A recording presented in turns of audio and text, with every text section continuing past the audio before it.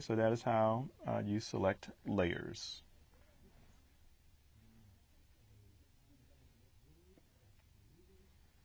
Let me get on a layer. Okay. Okay, now let me show how to delete layers. So even though, and you can select layers, even though it's not visible, I can still select this layer. So if I want to delete a layer, I select it, hit the delete button, which is the trash can icon, and it's gone.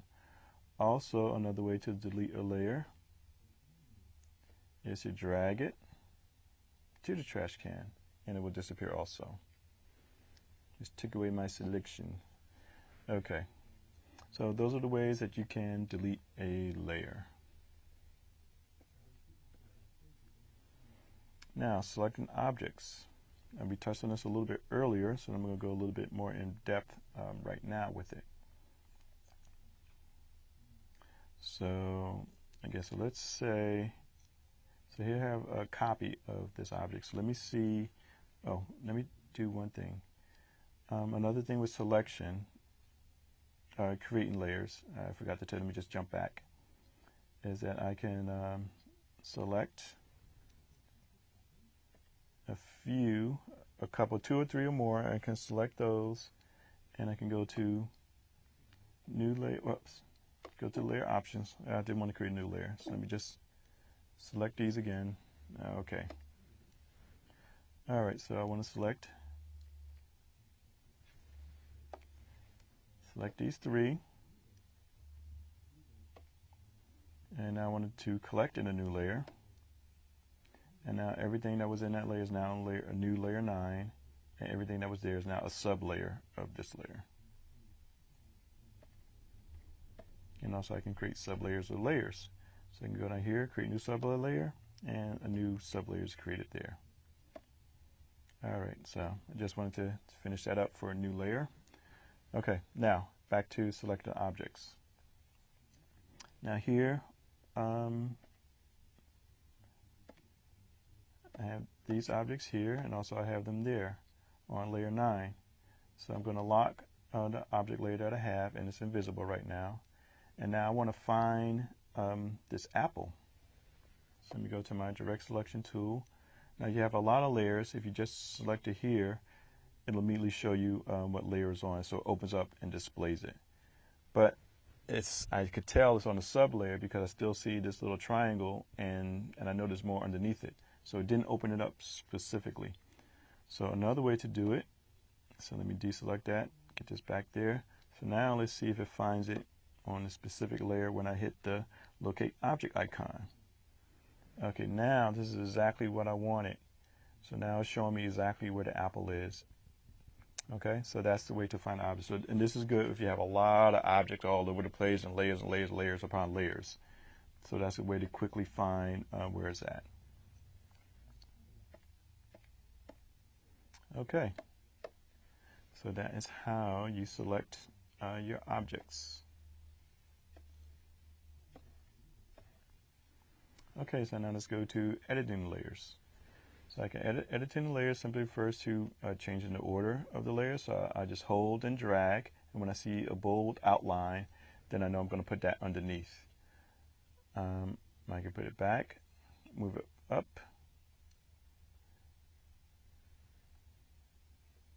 So to go all the way to the top here, well, I actually do it the reverse way and to get that back on top.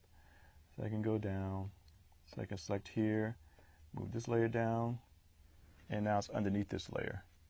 So it's still there, hasn't gone anywhere, it's just underneath. So again, I'll just hold, drag, and when I see the outline, then I know the layer is where I want it to be. Okay, so that is one way to arrange the layers. Now also you can duplicate layers. Go here, duplicate objects, and now you see a copy of that layer. All right. Now another way to duplicate a layer is to select a layer and drag it over the new layer button, and now you get another copy. Okay, so that is the way to get more layers. All right, so that is edit layers.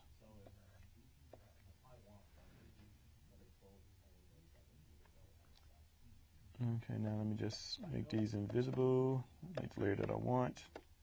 Okay, so now we're back. So now the template layer. Template layers are good for drawing, tracing over a photograph or drawing or any image that you have available. So to create a template layer, I click template and it dims the images to 50. There's no preview here, but we'll see what happens. Okay, so the linked image is 50%, but the vector are not. So it's only going to, that's why it's only good for tracing. So something that you previously scanned in or a raster object that you're using. So, but it has no effect, the dimming effect has no effect on any vector objects.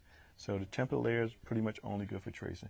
Now also you see here that it's in italics, and that also means that it's created, and I double click to get this layer options window up again. This is going to be a non-printing layer. So here you see print is deselected. So even though these are grayed out, they're still selected. So it's locked. It's still showing. It's showing the preview, and your only option is to change the percentage of dimming. So I usually like to do between 20 and 30. So it depends upon the image, because if I'm tracing something, I really want to see what I'm tracing more than the image. You know, this is just a guide for me. Okay, so that is how you create a template layer.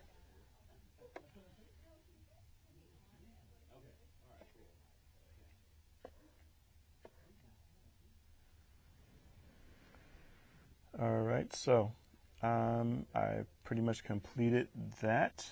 So that is layers and how to use them. So now let's look at your homework.